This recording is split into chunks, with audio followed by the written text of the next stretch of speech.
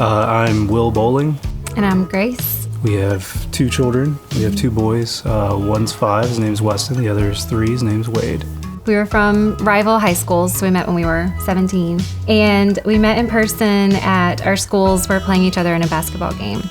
And so I was a cheerleader, I was cheering, and he came to the game. We met at halftime. And it was kind of funny because then he texted me and said he was leaving to go eat with his friends. And I was like, oh, I guess I didn't make a good impression. He's leaving. I think we were at Walmart. Yeah, he called me from Walmart. I don't know why I was at Walmart, but we went there.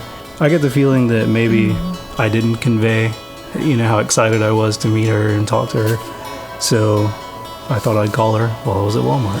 So I did, and then we set up our date for the next day. Mm-hmm. So we believe in helping our kids take responsibility for their actions and their reactions to things that happen to them, just to make sure that they don't become a victim of their circumstances. Whatever happens to them, they can grow stronger from it, but it really depends on the decisions they make.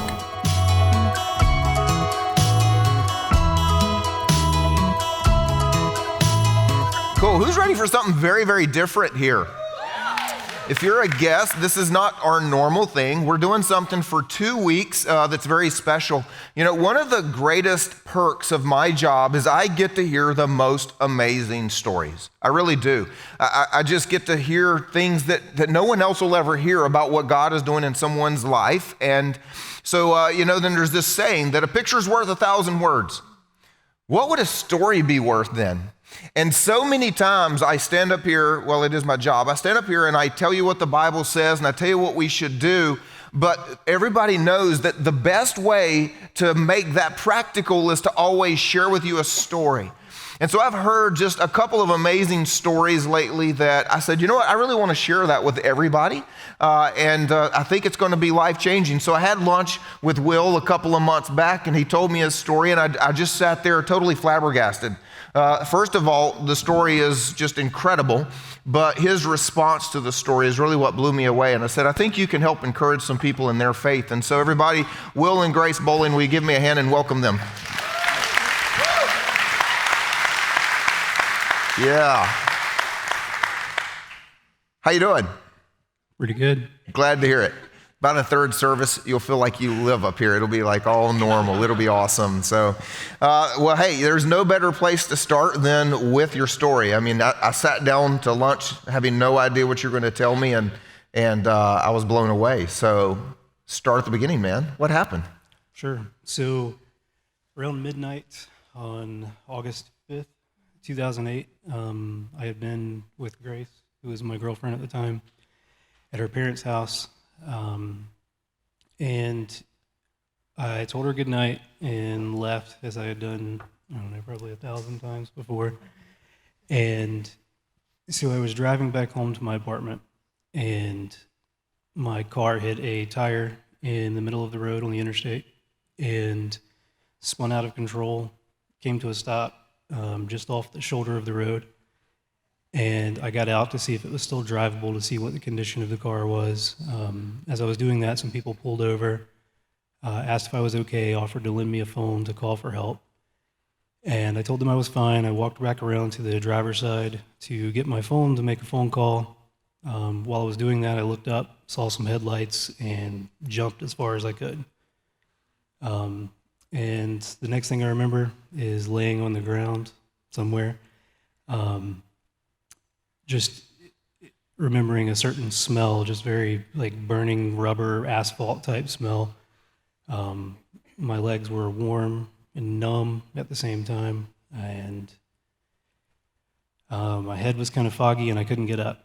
So I laid my head down. I had no idea what had happened, but I knew it wasn't good. I laid my head down, prayed to God to save my life and not to let me die like that. And later I found out that I had been hit by a tractor trailer going a little over 90 miles an hour. And he had crushed my right leg below the knee. My left leg was completely removed, severing the femoral artery. And had quite a few internal injuries too. And the amazing thing was, through that, I had landed in a bed of fire ants, and they had caused me to go into anaphylactic shock. which slowed my bleeding long enough for the paramedics to get there and to airlift me to the hospital. So everybody just went, ooh, when they heard you landed in a bed of fire ants, but that's what saved your life. That if you hadn't have gone into shock and it slowed your bleeding down, you would not be here to tell us this story. Right. That's pretty amazing, don't you think? It is. So then what happens after that? I don't remember a whole lot for a while after that. I was in a medically induced coma, and Grace knows more about that time than I do. He said some pretty crazy things on some pain medicine for a while, so that was entertaining. But yeah, he was in the ICU for 7 days, and there was a 48-hour window where the doctor said that would determine if he would live or not. So he was in a medically induced coma for a few days. So yeah, it was just such a powerful thing to see his family and friends and just surrounded by the body of Christ and just all the prayers going up. It was a really intense time, of course. But he made it through the 48 hours. And I just remember, he was unconscious and we would just go in there every chance we could. You know how the visiting hours are in the ICU. It's kind of, you can go in for a little while and go out and wait and then go back in. But I just remember one of those times just praying over him and holding his hand. And then when I went to leave, I just felt his hand like grab my hand back. And I thought, okay, he knows who I am. He's still there. We're going to get through this. And so, yeah, you were in the hospital, I think, for about 50 days. He had several surgeries to repair.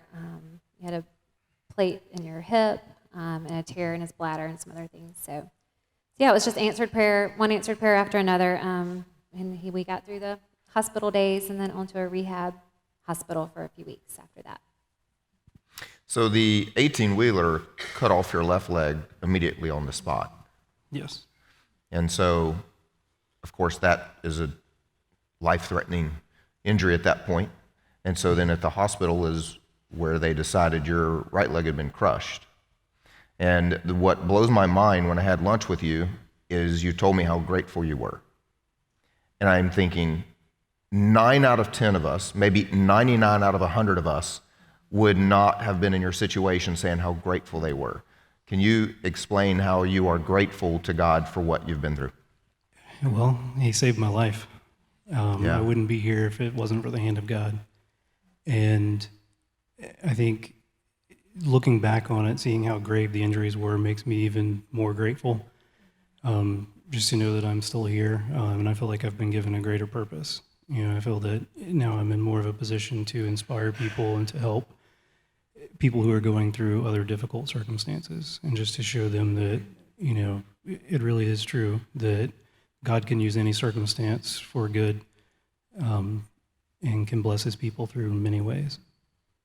And just to add, I think, I don't think he would have ever asked for this to happen. No one hopes something like this happens, but, and I've heard him say before that it's almost, now we see it almost as a gift, just what we've learned through it and the treasures that you find, walking through suffering. And now especially, it's really neat to see our young kids, give praise to God and say that God saved their daddy's life. It's really special to hear. Yeah.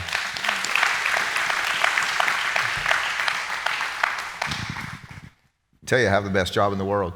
So, wow. I mean, so if you're saying you have gratitude and you've been through this, you saw God save your life, I guess every day after that was just really easy, right? No. So tell us a little bit about the following months. So I was in the hospital, I think you said for 50 days, a little over 50 days, and it wasn't too difficult there. I still had pain medicine while I was there, and I was surrounded by family and friends. So, the hardest part was getting back to normal whenever all the people had kind of fallen away. The newness of the situation had kind of gone away, and it was back to trying to get back to normal. And navigating what that looked like was pretty difficult. So trying to go from being used to playing racquetball every day pretty much with coworkers, lifting weights, doing that sort of thing, and to have to figure out a different way to do those things. And certainly dating Grace, trying to figure out how that changed things for us. We had different struggles with that for just trying to figure out how do we adapt to get back to, what we were before. Yeah, and around that time, I think you said his parents moved in with him, which was great. They were there to help. And he was in his same apartment, which was in Forest Acres. But so we would, try to still go out on dates. It was a little different there for a while. But I remember one night in particular, I think he was not even fitted with his second leg yet. So he just had the one, so he was in his wheelchair. And we would go out, to movies and out to eat, Starbucks, Books A Million and stuff around there. But one night we had gone out, I don't know where, but I was helping him get back into his apartment, and it was one of those duplexes where it's like several of them in a row, and they're really close together. And his wheelchair ramp was in the back. So there was kind of a hill that we had to get up to go around to the back door. And I just so vividly remember this night, and I was like trying to push him up, and it was dark, and his yard had all these roots, and it was kind of like one step forward, two steps back, and I'm like kind of small compared to him, so like trying to push him, it was just not working. And as this was progressing, I just remember getting just more and more discouraged and frustrated and angry, and just like, why do we have to do this? Like, why can't we just go out like normal people? These are things that were going through my head. And anyways, I'm just in a really low place, and we finally get to the top, and I look to my side, and he had kind of like a nosy older neighbor. I know you know the type, like always watching through the blinds and stuff. Well, all this whole ordeal, and we get up to the top, and I look, and she was just like standing there watching the entire thing. And something in me just snapped, and I just yelled, like, "Can I help you?" And then I felt like a horrible person, because who yells at like an older lady? But anyways, like that just, I think, perfectly captures that low place we were in for a while. And we did struggle with questioning, why do we have to deal with this? But around that time, I just, it was really amazing to feel the Lord just reminding us, like, is your hope in an easy life? Is your hope in things going well all the time? Or is it in, your salvation and the hope of heaven? And, just kind of, we had to dig deep about where we put our hope and where we found our joy. And yeah, it was just really powerful. It was all the Lord. I just felt him saying, just hold on, just hang on and see what I'm going to do. And not that there's anything special about our life now. We just have a regular life with 2 kids. But just the joy and the lightness that we feel now compared to then is just all the grace of God that he brought us through that and showed us his faithfulness. So I think a lot of people would be thinking an obvious question. So you guys were just dating, you were 20 and 21, somewhere around there, right? And so, this has happened to Will. His life has inevitably changed, but you could get out. And so what drew you to say, I'm going to choose the hard life, and I'm going to choose Will over what could be an easier path? Yeah, that's a good question. And I remember in those early days, a close family member kind of sitting me down in the ICU hallway and saying, totally from a place of just love and care, but saying, you can walk through this with him as a close friend. It doesn't have to be as a girlfriend. And I, appreciated them saying that, but at the same time, I was just thinking, like, what? Like, he's still the same person. He doesn't have the same legs, but he's still the same person. And I think it helped that we had been dating for like 3 years before that, so we already had a really close relationship. But, I knew 100% if the roles had been reversed, he wouldn't have thought about leaving me. So, I was committed. We knew we would have to figure it out together. I knew it wasn't going to be easy, of course, but yeah, that just wasn't really an option. I think that's one of the greatest things. We all stand up, and in our wedding vows, as Christians, we say for better or for worse. And a lot of times we have really no idea what worse is. Matter of fact, one of my favorite things to do is kind of annoy or harass a couple when I'm doing their premarital counseling. So I'm like, give me your idea of worse. And we just keep going through things. And they have ideas like, well, the flu. That's the difference between a married couple and pre-married. Well, somebody might, like be sick for a couple of weeks, maybe laid off from work. It's like, yeah, you have no clue what worse is.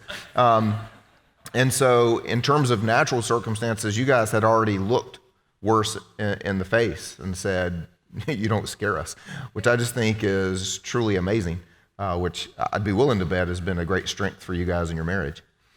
Yeah. So, hey, just for the fun of it, tell us the Halloween story. I think everybody... Come on, man. Show us you had a sense of humor in the midst of all this. All right. So the Halloween right after my accident, we... It was like 3 months or so, 2 months. 2 months. Something like 2 months later. We were going to a party with some friends from Campus Crusade for Christ. And I thought it would be a good idea to use my new situation to have a really awesome Halloween costume. So I chose to go as Lieutenant Dan, and I left my legs off and just used my wheelchair, had a wig and bandana and everything, and yeah, we should have. It didn't go over very well. It was it was a little very too awkward. soon. Yeah, too soon for everybody else. We were fine with it, but it was a challenge. Oh, wow. We were still trying to figure out how to not make other people feel uncomfortable. 'Cause I think it was a little too raw and too soon for some people, but we could laugh about it. So, So after that, you get married. How did you do that? How soon after? So we got married, was it 2 years after? Yeah, a little over 2 years after, so October of 2010. And it was a little scary, a little more so than normal. Everybody has growing pains they go through when they get married. Two trying to become one is never a really easy thing to do. But taking that with the additional challenges we had of, our marriage not looking like a traditional marriage where everything's pretty easy. I do, a lot of stuff, and it wasn't all easy. But we made it work out, and it never really felt all that difficult, I think, because we had such a strong foundation together going through everything we went through, made things a good bit easier in a lot of ways. So. yeah, and I think we understood that everyone has, different challenges in their relationship or in their marriage. Ours just happened to be, more physical and obvious to the outsiders. But yeah, I mean, it was hard for a little while. Like a lot of our friends were getting married around the same time, and just knowing that our wedding was going to look a little different. Are you told about Joe, your prosthetist, at our wedding? You just told that story. Yeah, so whenever we were getting married, the day of the wedding, I had to change my shoes, obviously, so shoes to go with the tux and everything. And with prosthetics, whenever you change the shoe, the height of the heel makes a huge difference with where you sit on the prosthetics and how comfortable you feel. Mm-hmm. And I didn't think about that ahead of time. And I put those on, and then first of all, it was a struggle to get them on. But once I did, I realized I couldn't walk very well, so I'm about to walk down the aisle, and I couldn't walk without leaning too far forward, and I had to walk down a hill to get there. So it was not the safest situation. And luckily, we had invited my prosthetist there, so he showed up a little early, came with a hex wrench and fixed everything, so we were good. Nobody told me that this was going on, by the way. They were like, she's going to freak out. Don't tell her that he might not even be able to walk down the aisle. But it worked out. And I think also about just getting married, and there was so much that we knew we couldn't do anymore. Like, we were used to playing tennis, and, I had these ideas in my head, like, we'll probably never be able to, walk on the beach holding hands, or just simple things. But I think it was just, we had to choose, and we still do, just like anybody does, just to focus on not the things you can't do, but the things you can still do, and just trying to be grateful for, because we almost didn't even get to have a relationship and a life together. So just trying to be grateful instead of focusing on what was different or what we couldn't do, I think is a battle that, we still have to choose every day. Yeah, so that to me is one of the most amazing parts of your story. In terms of the accident and the fire ants and the whole part, I mean, God was just showing up and doing something. But then how you guys chose to respond to that is showing your faith and where you come into this. So again, I think most of us would struggle. We struggle when our life changes in a way that we didn't ask for or we don't want. And it's one of the things that I see a lot, where just our human nature says, why me? And why do I have to go through this?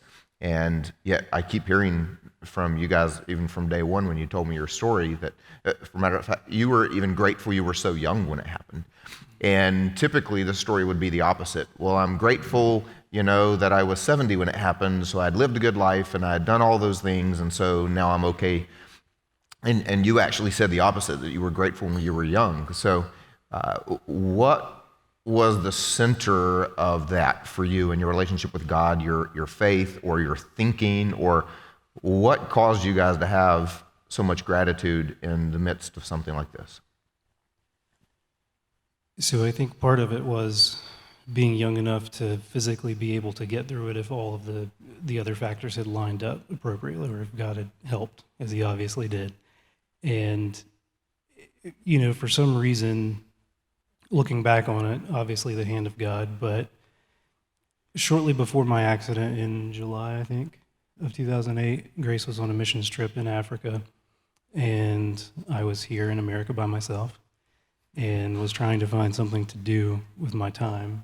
So beyond the standard of what I would do, and go to work, go to school, play racquetball with coworkers, do that whole thing, I started feeling compelled to run for some reason. So I just started running for, an hour a day or whatever. And, looking back on it, that was God preparing me for what was coming up. He knew what was going to happen, and knew the best way to prepare me for it. And that was to get my heart stronger, and to allow me to physically be able to survive something like that. And I think also a key factor in that is when you're young, you're stubborn and maybe a little dumb. And I was stubborn enough and dumb enough to think that, I could get through all this and, kind of do it all myself at some times. And I think in some ways God humbled me in that. So it allowed me to grow a little more rapidly than I feel like I otherwise would have. If I was older, I might have had more of a tendency to be bitter, and to be resentful about it. But I was young and had a decent relationship with God at the time, and just powered through it, looked at it as a challenge, and prayed a lot, and chose to see his goodness in things that a lot of other people would see an insurmountable challenge. So from laying in a bed of fire ants, having already lost your left leg, to today, 2 young boys, great family. You want to tell them the other part? One on the way. We're a little terrified. Come on. How exciting is that? There we go. It would look like God's hand is on you guys. And it's just amazing to see what all has happened and what he's done. So what are some takeaways that you'd want everybody to have here? Because the reason we're sharing your story is obviously to hopefully inspire someone that they're going to go through something difficult. Some of us in this room maybe have already been through something difficult, and we're upset about it. There might be someone here today who's struggling with trusting God for what tomorrow holds because yesterday was already so hard. Then there's probably some people in the room who tomorrow is going to be hard and they don't know it yet, because like you said, you were driving home from a date that you had probably done 1,000 times. And you had no reason to believe that at that moment your life was going to change radically. And none of us ever do. None of us knows that day that we're going to wake up and our life becomes a new normal. So what would be your hope, your inspiration, your advice, your whatever you'd like to share with everybody here in the hopes that they can make it through something challenging as well? So I think 3 main things. So first, trust that God has a good plan for your life, that he can and will use anything, no matter how bad, for the good of his kingdom. and That's to right. inspire others. I think the second thing is just to remember that this world is temporary. We're only here for a short time, and this is not our ultimate place. And finally, just don't let your mind go to negative places. Hold your thoughts captive, make them obedient to Christ, and trust Him. Yeah. And I think a big part of our story is just how God has used people so much to bless us and help us through this. I can't count the amount of times we've either been in a situation and didn't know how we were going to get out of it, or He provided someone to help us with what we needed, with whatever it was we were dealing with in the moment. And then kind of to come full circle from that, just seeing how He has used us, even when we don't even mean to do anything, to bless and encourage other people. And I think that's just an encouragement for anyone, that He wants to use your pain and your struggles and your trials to help someone else. And if you're still breathing, then you still have purpose. We were at a t-ball game for our son last spring, and this lady kind of came up to us out of nowhere, and she just came up to Will and just said, I just want to thank you. We're like, what? And she said, she went on to just pour her heart out to us at the baseball fields, and she had tears in her eyes, and she was saying, my mom recently lost her leg, but she's been too afraid to put on her prosthetic and walk on it because she just doesn't know what it's going to be like. And she said, can I take your picture just to show her that it can be done and that people are out and about with prosthetics? And, Will said, yeah, of course. And I just thought that was so beautiful because, it wasn't anything we did. We were just there, and he was just answering her questions. But it was such a beautiful picture of even, 10 years later, God was using our struggle or Will's struggle and to encourage someone else. And so just let that encourage you. Whatever trial or difficulty you're going through, He has a purpose for even that, and He can use it. Someone else needs to hear your story, and someone else can receive encouragement from the hard things that you've gone through. So taking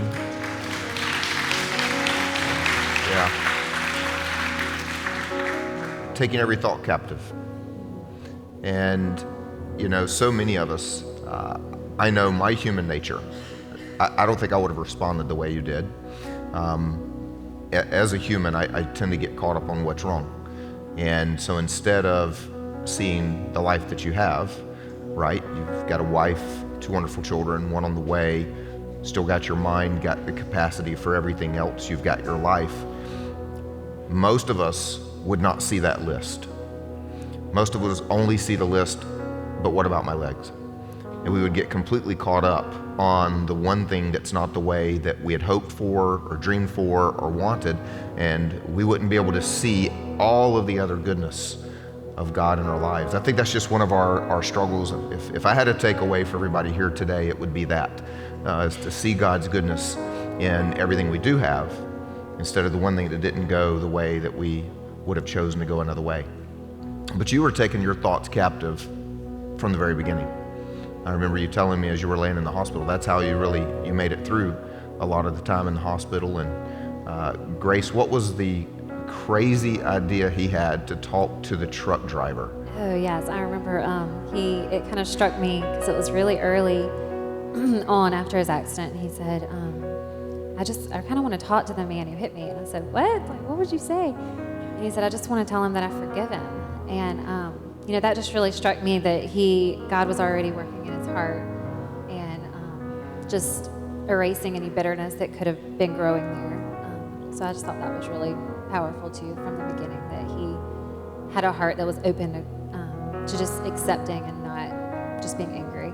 Yeah. So what rose up within you? Where did that come from to take every thought captive? You began choosing how you would think from day one.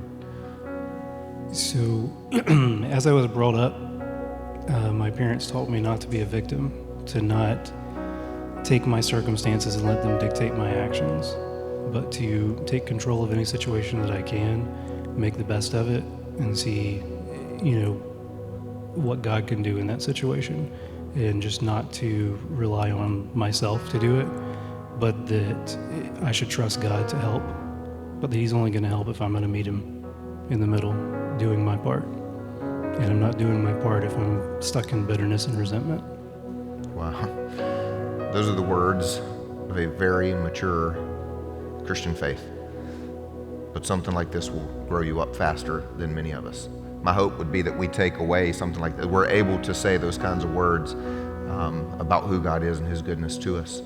You know, I did a series a while back, a couple years ago, and God gave me a phrase, so all credit to him, but it comes out as what you're saying, which was you can't be both the victor and the victim, that we all have to choose. We're going to live the rest of our lives out of, oh, what happened to me, or Jesus died, rose again, and man, God can do anything, right? Everybody, Will and Grace. Yeah.